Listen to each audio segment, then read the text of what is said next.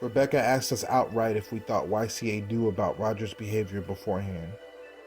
Given Kevin's considerable prominence in the national poetry scene, Roger's history of allegations stretching back at least a decade from Chicago to Michigan to New York and perhaps beyond, and the rumors of Roger grooming young women in our scene, we found it very hard to believe that Kevin was not aware. They assured us of their prior ignorance. They also claimed that the survivors did not want the allegations made public. However, we'd been in contact with survivors who told us that this is not true. Fatima herself was one. Hunter also claimed that YCA contacted their partners to inform them of the situation. A few weeks later, we came across a Facebook post that showed Roger inviting a teacher to an LTAB Poetry Slam event at the Juvenile Temporary Detention Center.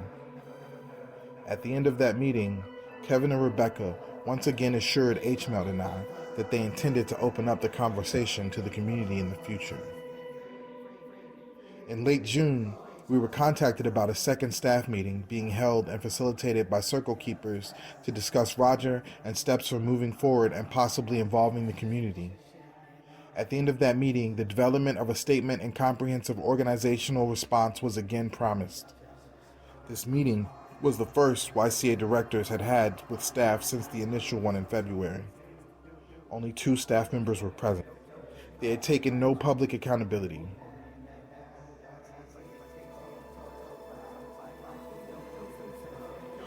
In 2015, when I released this info in a statement, initially co-authored with Jamila, Fatima, whom I didn't know was a survivor of Roger, and H-Melt, young Chicago authors had made no public acknowledgement of the fact that they employed a person accused of being a serial rapist over the course of several years.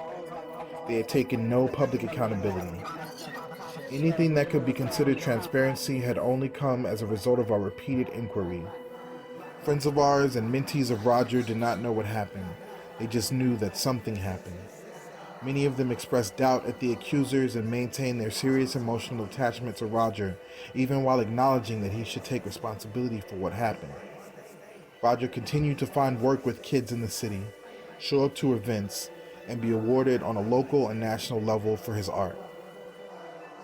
Thankfully, a few institutions around the city did take bigger steps to ban Roger. Poet and rapper Eric Sirota wrote about the dissonance of venues refusing to ban abusers, inspired by Roger Banera-Garde, via the piece For Poets Who Apologize from the Microphone. The full piece can be found in Eric's new book, The Rent Eats First, published by Button Poetry.